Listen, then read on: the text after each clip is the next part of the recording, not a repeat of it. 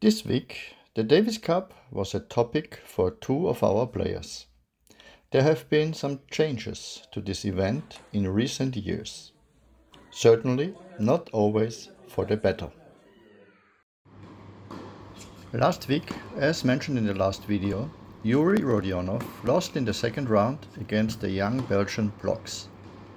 Of course, you watch the further course of the tournament from the opponent after a defeat. The Belgian went on to win the Challenger tournament and made another step forward. As a player, you don't get anything out of it, but when an opponent confirms his class in the further course of the tournament week, it gives you a little confirmation. Of course, we hope that Yuri will be the one to win a Challenger again, but the level of competition there requires consistency at a high level. Many players were in action in the Davis Cup this week. Yuri Rodionov and Slava Bielinski were called up for their country. Slava is in the Ukraine team and they played away in Tunisia. The tie was played on hard court in Tunis. Slava was accompanied by Denis Dragomirov from our coaching team. The conditions on site were good. The host was a little economical with the practice balls at the beginning of the week, and some courts were also repainted. Otherwise, the preparation went without any major problems. As Slava did not have a visa for Tunisia, entering the country involved a few discussions, but with an invitation letter, the Davis Cup, and a booked return flight, this problem was also solved. Yuri Rodionov was nominated for the Austrian team. The tie was played on the border to Vienna in Schwechat. The opponent was the team from Finland, certainly no easy task.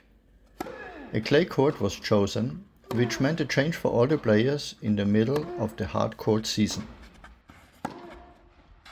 The clay court was laid out on a wooden deck for this event.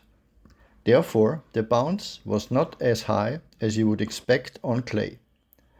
Overall, however, the court was in good condition and there were few bad bounces.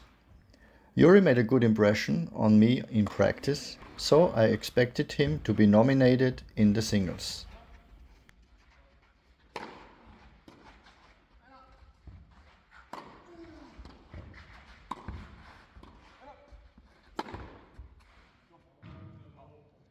It was another week of training for Sebastian Sorga.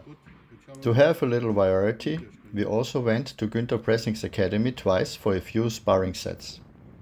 This academy is at the same location as the Austrian Tennis Association in the south of Vienna.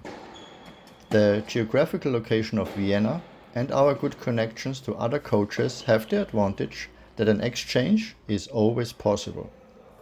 Slovakia with Bratislava, but also Hungary, Slovenia and Croatia are not too far away. There are a lot of players in this area and this is always a welcome change when needed.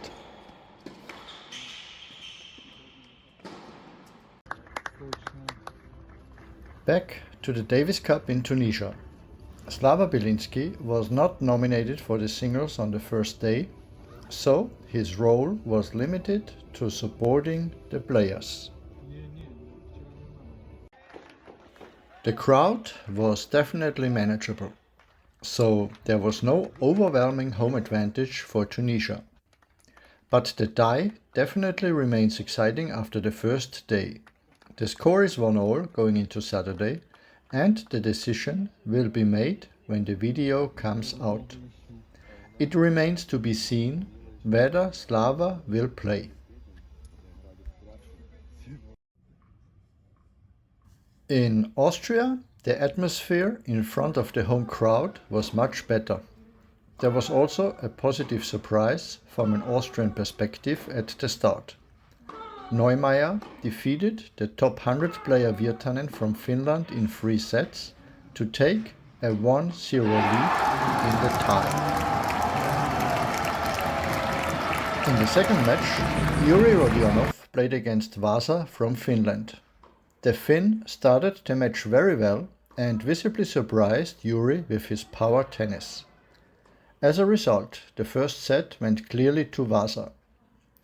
With the tactic of taking the pace out of the game a little, Yuri gained more control and went on to win the next 2 sets.